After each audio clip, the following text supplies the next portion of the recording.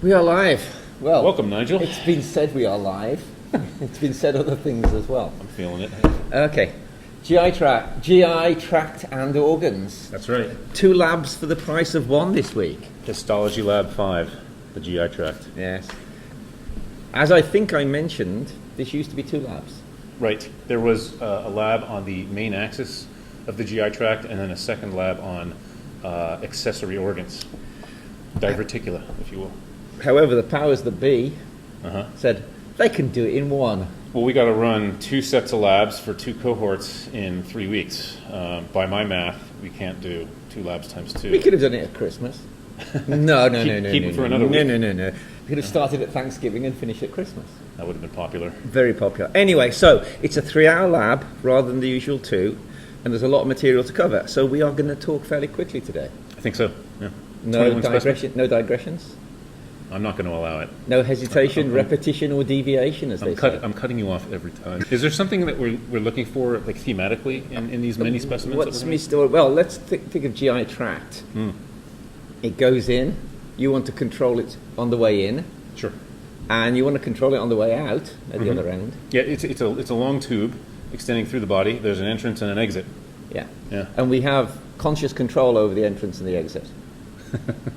But yes. But the rest of it, we don't want to worry about consciously. We let the autonomic nervous system deal with. No. We don't have to think through that. I mean, if I had to put a whole bunch of computing power into digesting my breakfast right now, I wouldn't be able to run the audio visual. Do anything else. Right.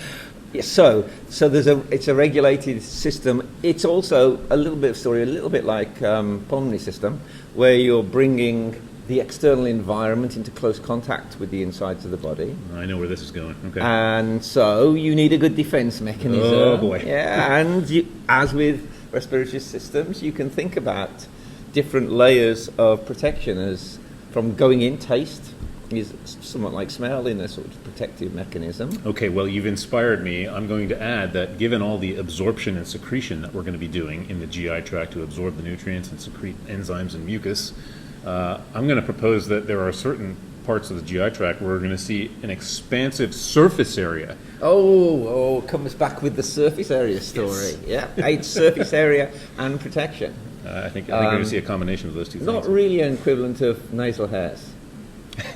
Do you have a hairy esophagus? There's hairs. There's hairs. There's hairs in the story, but only at the end. Only at the very end. If you include the vibrissae, there's sort of hairs adjacent to the beginning as well. You do not have a hairy esophagus, I take it. That's going to have to wait for a post-mortem forensic analysis, but probably not. Probably. Let's look. I haven't been coughing up any hairballs. That's good enough for me.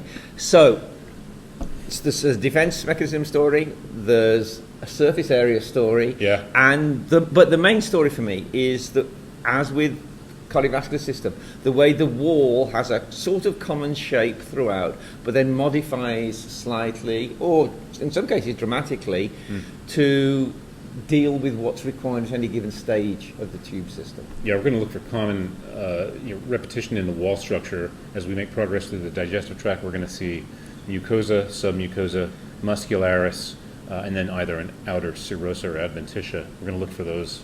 That thematically is always there. They change in their organisation somewhat, but yes, the theme of those 4 layers is always there. And interestingly, I think we're going to do the majority of our identifications we can make based on the mucosa, which contains the epithelium. There are a few instances, though, where we're going to drop down into the submucosa to make an identification and distinguish between different parts of the GI tract. Yeah.